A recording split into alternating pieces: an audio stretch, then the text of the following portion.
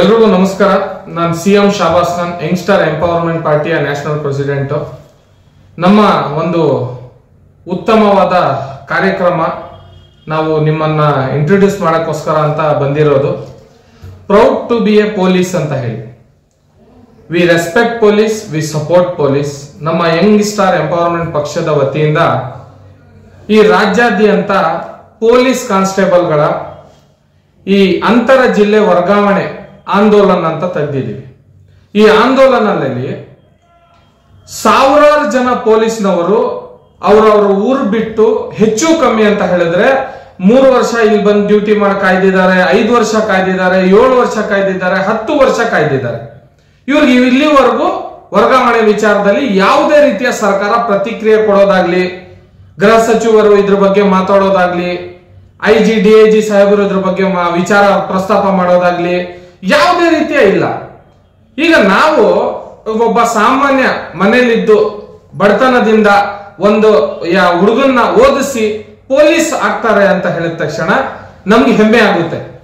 ಈ ಹೆಮ್ಮೆ ಆದ ತಕ್ಷಣ ಇವರು ಬೆಂಗಳೂರಿಗಾದ್ರೂ ಡ್ಯೂಟಿ ಕೊಡ್ಲಿ, ಹುಬ್ಳಿಲಾದ್ರೂ ಕೊಡ್ಲಿ, ಶಿವಮೊಗ್ಗದಲ್ಲಾದ್ರೂ ಕೊಡಿ, ಹಾಸನದಲ್ಲಾದ್ರೂ ಕೊಡಿ, ಡ್ಯೂಟಿ ಸಿಕ್ಕಿದ್ರೆ ಸಾಕು ಅಂತೀವಿ. ಬಟ್ ಡ್ಯೂಟಿ ಮಾಡ್ತಾ ಮಾಡ್ತಾ ಮಾಡ್ತಾ 1-2 ವರ್ಷ, 5 ವರ್ಷ, 10 ವರ್ಷ ಆದ ನಂತರ ಏನಾಗುತ್ತೆ, ಮನುಷ್ಯನ್ಗೆ ನಮ್ ತಂದೆ ತಾಯಿಗೆ ನಾವು ನೋಡ್ಕೊಳಕ್ ಆಗ್ತಾ ಇಲ್ವಲ್ಲಪ್ಪ, ನನ್ನ ಹೆಂಡತಿ, ನನ್ನ ಮಕ್ಕಳು ಅನ್ನೋ ಮನೆ ವಿಚಾರ ಬಂದಾಗ ಈ ಪ್ರಾಬ್ಲಮ್ಗಳಿಗೆ, ಕಿರುಕುಳಗಳಿಗೆ ಒಳಪಡ್ತಾರೆ ಪೊಲೀಸ್ನವರು. ಈ ತರ ಮಾಡಿ ಎಷ್ಟೋ ಜನ ಜೀವನ ಪೊಲೀಸ್ನವರ ಹಾಳಾಗುವಂತ ಪರಿಸ್ಥಿತಿಗೆ ಬಂದಿದೆ. ನಾನು ಹೇಳೋದಿಷ್ಟೇ, ಈ ವರ್ಗಾವಣೆ ವಿಚಾರದಲ್ಲಿ ನಾನು ಆಂದೋಲನ ತೆಗೆದಿರೋದು ಇದು ಅಣ್ಣಾ ಹಜಾರೆ ಆಂದೋಲನಕ್ಕಿಂತ ಜಾಸ್ತಿ ನಡೀತದೆ. ಏನಕ್ಕಂತ ಹೇಳಿದ್ರೆ, ನೀವು ನಮ್ಮ ಪೊಲೀಸ್ನವರು ಯಾವತ್ತು ನಮ್ಮ ಬೆನ್ನ ಹಿಂದೆ ನಮಗೋಸ್ಕರ ನಮ್ಮ ಸೇವೆಯಲ್ಲಿ ಸದಾ ನಿಂತಿರ್ತಾರೆ. ಆದ್ರೆ ಇವತ್ತು ನಾವೆಲ್ಲ ಸಾಮಾನ್ಯ ಜನಗಳು ಪೊಲೀಸ್ನವರಿಗೋಸ್ಕರ ಅವರ ಪರವಾಗಿ ನಾವಿವತ್ತು ನಿಂತ್ಕೊಳ್ಳುವಂತ ಪರಿಸ್ಥಿತಿ ಬಂದಿದೆ. ಇವತ್ತು ನಿಂತ್ಕೋಬೇಕಾಗಿದೆ. ಏನಕ್ಕಂದ್ರೆ ಸ್ನೇಹಿತರೆ, ಇವತ್ತು ನಡೀತಾ ಇರುವಂತಹ ಅಕ್ರಮಗಳಿಗಾಗ್ಲಿ, ದೇಶದ ಭದ್ರತೆಗಾಗ್ಲಿ, ಇದಕ್ಕೆಲ್ಲ ಕಡಿವಾಣ ಹಾಕೋರು ಯಾರು ಅಂತ ಕೇಳಿದಾಗ ಒಂದು ಚಿಕ್ಕ ಮಗು ಕೇಳಿದ್ರು ಹೇಳುತ್ತೆ, ಇದಕ್ಕೆ ಪೊಲೀಸ್ನವರೇ ಕಾರಣ. ಇವತ್ತು ನಾವು ನೆಮ್ಮದಿಯಾಗಿ ಮಲಗ್ತಾ ಇದೀವಿ ಅಂದ್ರೆ ಇದಕ್ಕೆ ಪೊಲೀಸ್ನವರೇ ಕಾರಣ. ಇವತ್ತು ನಾವು ನೆಮ್ಮದಿಯಾಗಿ ಇದ್ದೀವಿ ಅಂದ್ರೆ ಇದಕ್ಕೆ ಪೊಲೀಸ್ನವರೇ ಕಾರಣ.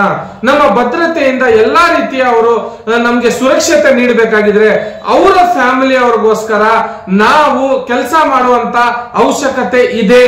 ಇವತ್ತು ರಾಜ್ಯದಲ್ಲಿ ನಾವು ರಾಜಕಾರಣದಲ್ಲಿ ರಾಜಕೀಯ ವ್ಯಕ್ತಿಗಳು ಯಾರು ಕೂಡ ಪೊಲೀಸ್ನವ್ರ ಬಗ್ಗೆ ಮಾತಾಡಲ್ಲ. ಏನಕ್ಕಂದ್ರೆ ಪೊಲೀಸ್ನವ್ರು ಯಾರು ಹೆದರ್ತಾರೆ ಗೊತ್ತಾ? ಕಳ್ಳ ಇದ್ದವನ್ ಮಾತ್ರ ಪೊಲೀಸ್ನವ್ರು ಹೆದರ್ಬೇಕಾಗಿರುವಂತದ್ದು. ಆದ್ರೆ ನಾವೆಲ್ಲರೂ ಕೂಡ ಇವತ್ತು ಪೊಲೀಸ್ನವ್ರನ್ನ ಸಾಥ್ ನೀಡಬೇಕಾಗಿರುವಂತದ್ದು. ಅದಕ್ಕೆ ನಮ್ಮ ಪಕ್ಷದ ಕಾರ್ಯಕರ್ತರಿಗೆ ನಾವು ಟಿ ಶರ್ಟ್ಗಳು ಕೊಟ್ಟಿ, ಆಮೇಲೆ ಐಡೆಂಟಿ ಕಾರ್ಡ್ ಎಲ್ಲ ಕೊಟ್ಟಿ, ಪರ್ಮಿಷನ್ ಲೆಟರ್ ಮುಖಾಂತರ ಇದು ಪ್ರೌಡ್ ಟು ಎ ಪೊಲೀಸ್ ಅಂತ ಹೇಳಿ ಈ ಸ್ಟಿಕ್ಕರ್ ಅನ್ನು ನಿಮ್ಮ ಎಲ್ಲಾ ವಾಹನಗಳಿಗೆ ಅಂಟಿಸಿ, ನಿಮ್ಮ ಮನೆ ಡೋರ್ಗಳ ಮೇಲೆ ಅಂಟಿಸಿ, ನಿಮ್ಮ ಎಲ್ಲಾ ಆಟೋ ಡ್ರೈವರ್ಸ್ಗಳು ನಿಮ್ಮಲ್ಲಿ ಮನವಿ ಮಾಡ್ಕೋತಾ ಇದ್ದೀನಿ, ಪ್ರತಿಯೊಂದು ಸಂಘಟನೆಗಳಿಗೆ ನೀವು ಪ್ರತಿಯೊಂದು ಪಕ್ಷಗಳಿಗೆ ಮೇಲ್ ಬರಕ್ಕಂತ ಅವಕಾಶ ಮಾಡಿಕೊಟ್ಟವ್ರು ನೀವು. ಅದಕ್ಕೆ ಇವತ್ತು ಪೊಲೀಸ್ನವ್ರ ವಿಚಾರ ಬಂದಾಗ ನೀವು ಅವರನ್ನ ಸಾಥ್ ಕೊಡುವಂತ ಕೆಲಸ ಮಾಡಿ. ಈ ಸ್ಟಿಕ್ಕರ್ ಅನ್ನು ಅಂಟಿಸಿ ಪ್ರತಿಯೊಂದು ಸ್ಕೂಲು, ಕಾಲೇಜು, ಎಲ್ಲ ಶಾಲಾ ಕಾಲೇಜು ಮಕ್ಕಳು ಈ ಸ್ಟಿಕ್ಕರ್ ಅನ್ನು ನಿಮ್ಮ ಪುಸ್ತಕದ ಮೇಲೆ ಅಂಟಿಸಿ ಪೊಲೀಸ್ನವ್ರಿಗೆ ತೋರಿಸಿ, ನಿಮಗೆ ಅವಶ್ಯಕತೆ ಬಿದ್ದಾಗ ನಾವು ಕೂಡ ನಿಮ್ಮ ಜೊತೆಗಿದ್ದೀವಿ ಅಂತ ಹೇಳಿ. ಪ್ರತಿಯೊಂದು ಅಂಗಡಿಯವರು ನಿಮ್ಮ ಅಂಗಡಿಗಳ ಮುಂದೆ ಈ ಸ್ಟಿಕ್ಕರ್ ಅನ್ನು ಅಂಟಿಸಿ, ಅವ್ರಿಗೆ ತೋರಿಸಿ ನಿಮ್ಮ ಬೆಂಬಲಕ್ಕೆ ಪೊಲೀಸ್ನವರೇ, ನೀವು ಹೆದರುವಂತ ಅವಶ್ಯಕತೆ ಇಲ್ಲ. ಸದಾ ನೀವು ನಮಗೋಸ್ಕರ 24 ಗಂಟೆ ಕೆಲಸ ಮಾಡೋರು, ನಿಮ್ಗೋಸ್ಕರ ನಾವು ರೆಡಿ ಇದ್ದೀವಿ ಯಾವತ್ತು ಕೆಲಸ ಮಾಡಕ್ಕೆ ಅಂತ ಹೇಳಿ ಈ ಆಂದೋಲನಗೆ ಸಾಥ್ ಕೊಡಿ.